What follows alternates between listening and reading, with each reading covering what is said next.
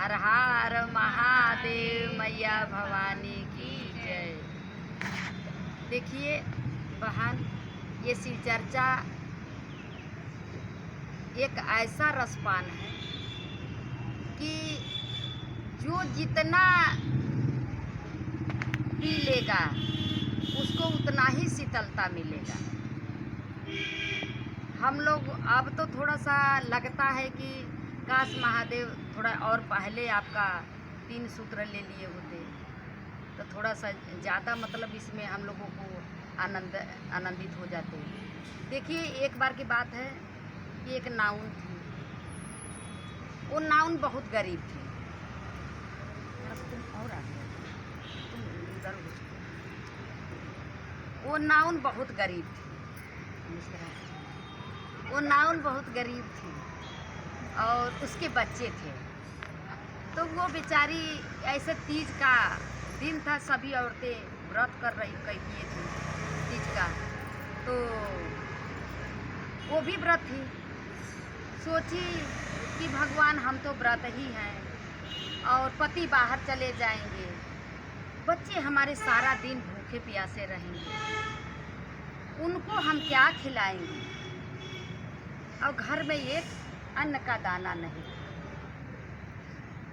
उसके बाद वो बेचारी ऐसे सोचती रही, भगवान से मन ही मन कहती रही। तो भगवान हम लोग मतलब जितने अंदर संकल्प करते हैं परमात्मा हमारा सुनता है। अगर हम दिल से जो चीज़ को मांगते हैं वो परमात्मा जरूर पूरा करता है। तो वो जो थी ऐसे कही, गांव में से 2-4 औरतें आईं सखिया। तो कहने लगी कि ये बहन चलेंगे मंदिर ना, मंदिर चलेंगे पूजा करने। तो कहने लगी बहन मंदिर तो चलेंगे, लेकिन हमारे बच्चे जो हैं भूखे प्यासे हैं, हमारे घर में एक अन्न का टुकड़ा नहीं है, हम अपने बच्चों को क्या खिलाएंगे। तो कहने लगी एक बहन कि अरे बहन, तो इसमें टेंशन करने वाली कौन सी बात है। एक काम करो कि 2 रुपया का रंग ले लो और नहरनी ले लो, चलो भगवान भोलेनाथ के मंदिर में बैठ जाओ। कितने बहन होती हैं कि जल्दी जल्दी काम करते करते थक जाती हैं, तो जल्दी से नहा करके वैसे मंदिर में पूजा करने के लिए चली आती हैं। तो चलो अपना बैठी रहना, कोई बहन 10 रुपया दे देगा, कोई 5 रुपया दे देगा, कोई 20 रुपया दे देगा, कोई 100-50, बहुत तुम्हारे बच्चों के लिए हो जाएगा। चलिए हाँ बहन सही करे, 2 रुपया का रंग खरीद ली और नहरनी ले ली, लेके जाके मंदिर में बैठ गई। उधर माता पार्वती भगवान भोलेनाथ से कह रही हैं कि हे प्रभु देखिए आज तीज का व्रत है, सभी सुहागिनी धरती लोक पर आपका व्रत करेंगी, पूजा करेंगी, मंदिर आएंगी और हमारा भी मन हो रहा है प्रभु कि हम भी धरती लोक पर जाएं और मंदिर में जा कर के आपका पूजा अर्चना देखें, कैसी सब सुहागिनें आपकी पूजा करती हैं। भगवान भोलेनाथ ने सोचा कि बहुत अच्छी बात आपने कहा देवी, जाइए जा कर के और आप भी देखिए आइए। माता पार्वती धरती लोक आती हैं और आने के बाद देखती हैं कि मंदिर में खूब भीड़ लगी हुई है।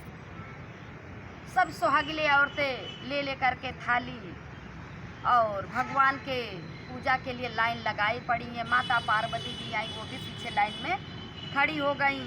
जब खड़ी हो गई, हर हर महादेव जब खड़ी हो गई तो सब औरतें कहने लगी कि ए बहन, हम देखो हरिहर नगर से आई हूँ, हमारा नाव काट के और रंग भर दो और कथा सुन के हम जल्दी जाएं। कोई बहन करे ये बहन हम विमल नगर से आई हूँ, जल्दी से मेरा नाव काट के और रंग भर दो और कथा सुन के हम जल्दी से जाएं। कोई बहन करे ये बहन हम गोमती नगर से आई हूँ, जल्दी से हमारा नाव काट करके और रंग भर दो, कथा सुन के हम जल्दी जाएं। कोई बहन कह रही है बहन हम सनातन नगर से आई हूँ, जल्दी से नाव काट करके और रंग भर दो, कथा सुन के हम घर जाएं। माता पार्वती कही कि बताओ ये लोग यहीं से आई है तो कह रहे इतना दूर से आए हैं, तो सबसे दूर से तो हम आई हूँ, कैलाश से हम तो आई हूँ। तो कह रहे कि हे बहन हम तो कैलाश से आई हूँ, सबसे दूर से आई हूँ, तो ये काम करिए कि हमारा सबसे पहले नाह काट करके और रंग भर दो, हम कथा सुन के चली जाए।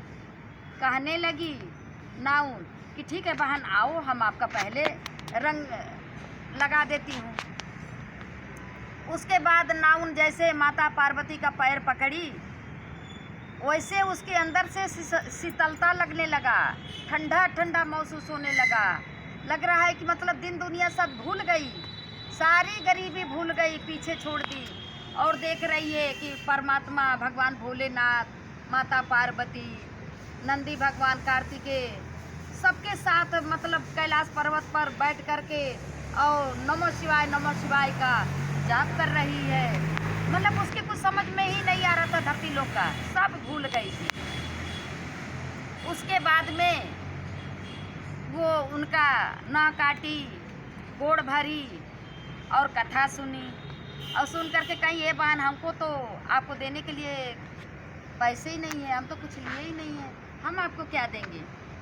नाउन बोलती है कि बहन कोई बात नहीं है, सभी लोग थोड़ी ना पैसा लेके आते हैं और देते हैं, कोई बात नहीं बहन, हम आपका रंग देती हूँ, आप जाइए। तो कह रही माता पार्वती कि भरी पूरी रहो और पूरी रहो। अब उनको तो भरपूर उनको तो मिल गया आशीर्वाद भरे पूरे का।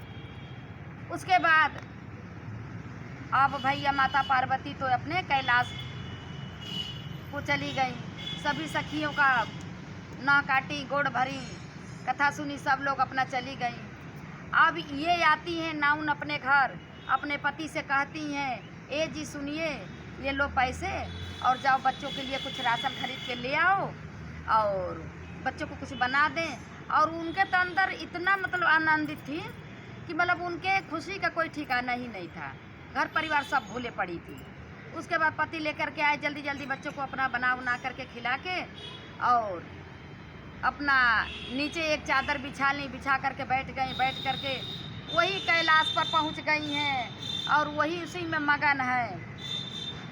मगन होने के बाद अब इधर सुबेरा जब 4 बजा तो कहीं की जा रही, नहा धो करके अपने पति से कहीं जा रही मंदिर, माता पार्वती से सुहाग लेकर के आती हूँ।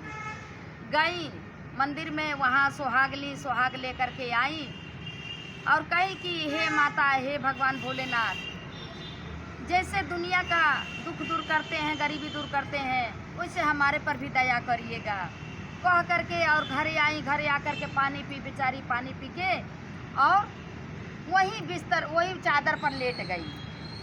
उसकी आंखें लग गई, आंख लगी। सुबेरे जब उसकी आंखें खुली तो देख रही है कि ये तो मतलब पूरा आलसान बढ़िया मकान बना हुआ है और सामने भगवान भोलेनाथ का मंदिर बना हुआ है। मतलब सब कुछ उसको अद्भुत लगने लगा, अच्छा लगने लगा। उसके बाद गई मंदिर, भगवान से कह रही है, हे परमात्मा, हमारी मतलब जिस तरीके से गरीबी दूर हो वैसे सभी की गरीबी दूर हो, हमारे पर महादेव दया किए हैं वैसे सब पर दया करना। और घर आई अहंकार में, अब उसके अंदर वो अहंकार हो गया। कहते हैं ना बात कि लक्ष्मी आती है, इनके आने से पहले अहंकार पहले दस्तखत दे देता है। अहंकार आ गया, उसके बाद मार सबसे इतराने लगी, ऐंठ करके बोलने लगी, किसी से मतलब मीठा शब्द का कुछ नाम ही नहीं रह गया। हर हर महादेव। उसके बाद में क्या करी कि अब कुछ बहनें कहने लगी कि अरे भाई व्रत वो ये त्यौहार तो पड़ता ही है, तो कुछ बहनें कहीं कि अरे नवनिया बहन, वो तनी गोड़ ओड़ अब नहीं रंगोगी क्या, थोड़ा गोड़ रंग दो। तो कहिए आज के बाद नवनिया कहना मत, हम नवनिया नहीं है, ठकुराइन है, हम राजवा के रानी हैं, हमको महारानी, हमको रानी कहना, हमको नवनिया मत कहना। फिर एकादशी का दिन आया कुछ दिन के बाद, और भगवान भोलेनाथ को सब पता चल गया था कि मतलब देवी पार्वती क्या दे करके आई हैं और हम लोग किस लायक के रहते हैं, कभी मतलब क्या मिल जाता है अद्भुत पता नहीं चलता है।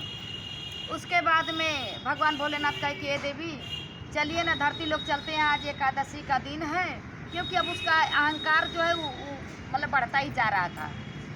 तो कहने लगे कि ये देवी चलिए अब हमको भी धरती लोग दिखा ले आइए कि आज एकादशी है। हमारे शिष्या बहन और भाई किस तरीके से धरती लोग पर हमारा पूजा अर्चना करते हैं मंदिर में जा कर के। और चलिए थोड़ा हमको भी मतलब दिखा ले, दर्शन करा ले आइए। जब कहें तो माता पार्वती कही चलिए प्रभु, ले करके धरती लोग आती हैं और देख रही हैं कि खूब मंदिर में भीड़ लगी है, ना उनका कोई अते पता नहीं है।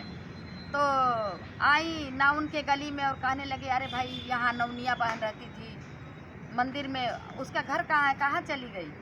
तो सब लोग कहले अरे बहन नवनिया नहीं कहना, नहीं तो वो बहुत बिगड़ती है, कहती है कि हम रजवा के रनिया है, हम ठकुराइन है, हमको कोई नवनिया मत कहेगा। कहीं ठीक है। भगवान भोलेनाथ गली में खड़े हो गए और माता पार्वती गई उनके घर में, कुंडी खटखटाई, खटखटाने के बाद कहने लगी कि अरे बहन बाहर निकलो, हम आए हैं कैलाश से। तो आकर के कह रहे क्या, कौन, कहाँ से आए हैं? तो कैलाश से। तो क्या बात है, क्या काम है बताओ? तो बहन हमारे पति देव आए हैं, आज एकादशी है, उनका नह काट के और रंग लगाना है, थोड़ा चलो भर दो। तो कहने लगी कि ये लो नहरनी और ये लो रंग, हमारा भी गोड़ भर दो और काट दो ना, और अपना भी काट लो, अपने पति का भी ना काट के और रंग भर लेना।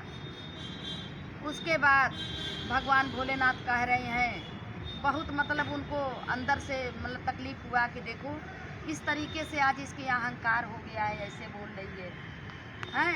मतलब मनुष्य जात तनिक भर में 10 रुपये में उबल जाता है कि देखो अब इसके मतलब अहंकार का कोई ठिकाना नहीं है कि किस तरीके से बोलना चाहिए, कैसे बोल रहा हूँ। उसके बाद भगवान भोलेनाथ कह रहे हैं तथास्तु। वो जैसे थी जिस लेवल पर थी उसी लेवल पर आ गई गरीबी में। उसके बाद भगवान जब ऐसे आशीर्वाद दे करके कैलाश चले गए, ये सोते सोते जब सुबेरा हुआ उठी तो देख रही हैं उसी गरीबी में ये जी रही हैं, वैसे झोपड़ी का घर और वैसे मतलब हर चीज़ मतलब सब पहले जैसे जैसे थी उस तरीके से गरीबी आ गया इनको। गरीबी आ गया, गरीबी आने के बाद ये बेचारी अब बहुत परेशान दुखी हो गई, हो करके देख रही है उठ के, तो भगवान छाप छोड़ गए हैं। कह रहे हैं कि तुम जिस लायक की थी उसी में तुम अच्छी लग रही थी, तुम्हारे पास धन आ गया, धन तो आया लेकिन तुम्हारे पहले अहंकार आ गया, धन के मारे तुम अहंकार में भगवान भोलेनाथ माता पार्वती जी को नहीं पहचानी। लो अब तुम्हारा धन जो है यहीं से समाप्त होता है, जिस लेवल पर थी उसी लेवल पर रहोगी। और रोती हुई भगवान से माफ़ी मांग रही है माता पार्वती जी से, न माफ़ी मांग रही है कि माँ माफ़ करना, हमसे गलती हो गई, ऐसी गलती अब नहीं होगी, ऐसा नहीं करूँगी माँ, मुझे माफ़ कर देना। भगवान भोलेनाथ जब मंदिर में रोती हुई गई, कहने लगी तो भगवान भोलेनाथ से आभास आई, कहने लगे कि अब तो कुछ नहीं होने वाला है, अब जो होना था वो हो गया, और अब तुम अपना अगला बनाने के लिए भगवान का 3 सूत्र ले लो, भोलेनाथ का चर्चा भजन करो, कीर्तन करो, एक दूसरे को शिव शिष्या बनाओ, और मतलब जितने शिव चर्चा करोगी, रात में सोते समय 108 बार नमः शिवाय का जाप करना, सवेरे मॉर्निंग में उठ करके 4 बजे, और सभी प्राणी जीव जंतु जितने धरती लोक पर हैं सबके लिए उठ करके भगवान शिव से दया मांगना कि हे परमात्मा सभी का पर दया करना, और हे महादेव सब पर दया करना, उसके पीछे हमारे पर भी दया करना, महादेव दया करना, जो हमसे भूल चूक हो गई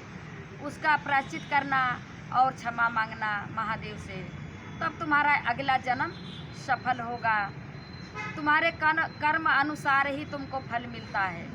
भगवान न दुख देते हैं न सुख देते हैं, हमारा ही जितना हम अपना कर्म बनाते हैं उसी अनुसार हमको फल मिलता है। बोला हर हर महादेव, मैया भवानी की जय। जितनी शिव शिष्या बहन सुन रही हैं, भैया सुन रहे हैं, सभी को प्रणाम है, हर हर महादेव।